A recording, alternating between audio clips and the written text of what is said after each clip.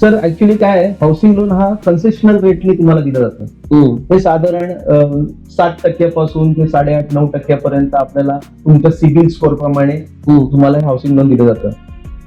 तुमचा जर हप्ता तुम्ही जो भरताय, जे तुम्ही 12 हप्ते बँकेने लावून दिले त्याच्याऐवजी 13 हप्ते भरलेत, म्हणजे एक हप्ता एक्स्ट्रा भरला, तर तुमचं मेन जे प्रिन्सिपल अमाऊंट आहे ते कमी होऊन तुमचा इंटरेस्ट थोडा कमी होतो.